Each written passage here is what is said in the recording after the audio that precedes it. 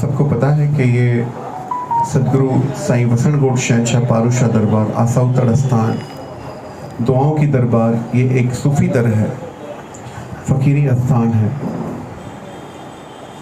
पहले तो मैं समस्त मीडिया टीम जो आई हुई है उन सबको मैं उन सबका आभार प्रकट कर रहा हूँ कि एक छोटे से बुलावे पे आप सब लोग यहाँ आए।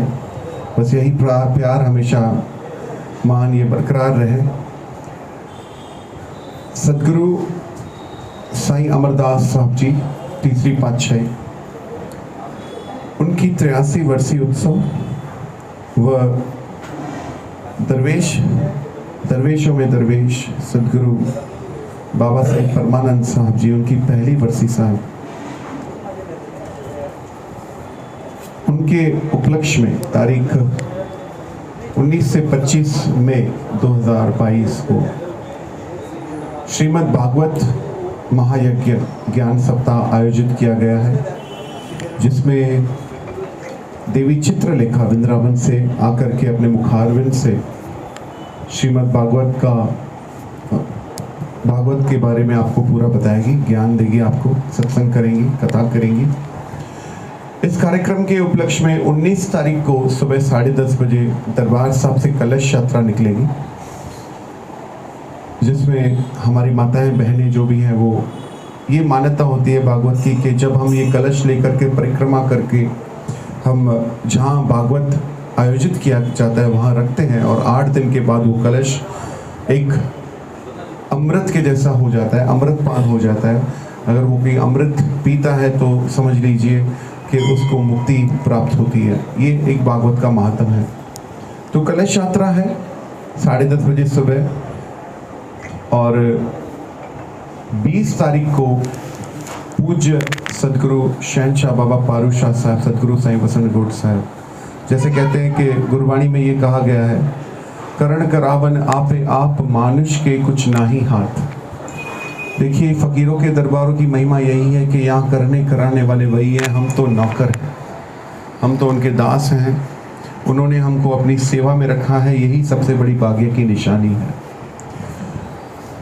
20 तारीख को पूज्य देवरी साहब, जिसको जन्नत कहते हैं, जिसने हजारों लाखों लोगों की मन्नत पूरी की है, उस देवरी साहब का नव निर्माण कार्य चल रहा है। 20 तारीख को देवरी साहब में जो समाधियां उपस्थित हैं इस वक्त, उन समाधियों के साथ पूज्य दरवेश बाबा साईं परमानंद साहब जी की समाधि स्थापना सुबह 11 बजे की जाएगी। और साथ ही साथ इस भागवत कथा में रोज शाम को 5 बजे से लेकर के 9 बजे तक भागवत का पूरा ज्ञान चलेगा, और 9:30 बजे से आरतियाँ, और रात को जैसे सूफियाना कार्यक्रम दरबार में चलता है, जब तक उन मालिकों की रहमत हुई वो दरबार के अंदर कार्यक्रम है। उसके बाद 22 तारीख को SVS भवन का भूमि पूजन रखा गया है, जिसमें ये सब उन महापुरुषों की ही देन है, जो कर रहे हैं वही कर रहे हैं। जिसमें सुबह 11 बजे भूमि पूजन है, जिसमें 70 रूम फर्स्ट फेज में, 70 रूम्स, साथ ही साथ 70 to 80 गैयों की गौशाला और कम्युनिटी हॉल, जिसमें आप शादी, इंगेजमेंट्स, जनेऊ कार्यक्रम, लंगर हॉल, साथ ही साथ लाइब्रेरी, और किसी की पगड़ी रस्म हो वो भी हम सब कार्यक्रम वहाँ, जो सामाजिक कार्यों के लिए वो हॉल बनेगा, जो संगत की सेवा के लिए होगा।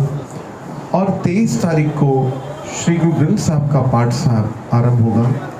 25 तारीख को भोग साहब दोपहर को 2 बजे, और उसके बाद 25 तारीख सुबह 10 बजे हवन यज्ञ का कार्यक्रम रखा गया है, और ठीक शाम को भागवत कथा के बाद पूर्ण आहुति होगी। और जैसे कि हमारे सिंधियों में पलव को बहुत बड़ा महत्व दिया गया है। पलव मतलब दुआ। मेला जब समाप्त होता है तो पलव होता है। जो इंसान अगर 7 रातें 6 रातें नहीं जाग सकता है, पलव रात जागा तो मतलब महात्म उसे मिल गया, उसका फल उसे मिला। तो पलव रात है, जागरण चलेगा, आनंद होगा दरबार में, और ठीक सुबह 4 बजे पलव की रस्म होगी।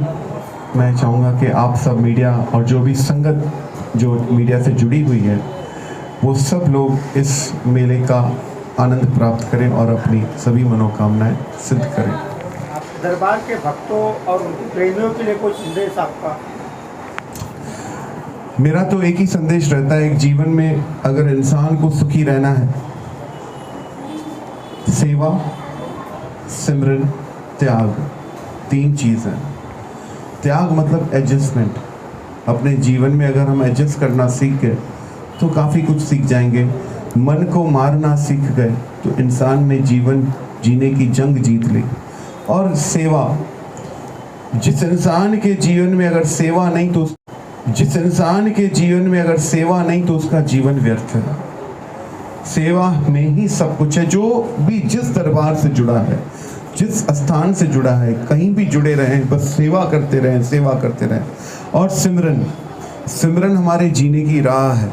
जब हम बैठते हैं उस प्रभु परमात्मा के साथ, कैसे अगर हम घर परिवार में जाएंगे तो बच्चों के साथ बैठेंगे, उनका हालचाल लेंगे, उनको क्या तकलीफ है हम उनसे हालचाल लेंगे, उसी तरीके से जब हम सिमरन में बैठते हैं तो वो वक्त हमारा प्रभु परमात्मा को है। उस वक्त हम अपने प्रभु परमात्मा को अपने जीवन का हाल, उन्हें सब पता है, लेकिन एक बैठ के अपनापन तब आता है जब हम बैठ के बताते हैं। तो सिमरन वही है, जब हम सिमरन करते हैं तो वो वक्त हमारे भगवान का, हमारे गुरु का, हमारे साईं का होता है। सिमरन करिए, ये 3 चीज़ें अगर जीवन में कर ली मेरी तरफ से तो यही संदेश है, जीवन सफल है।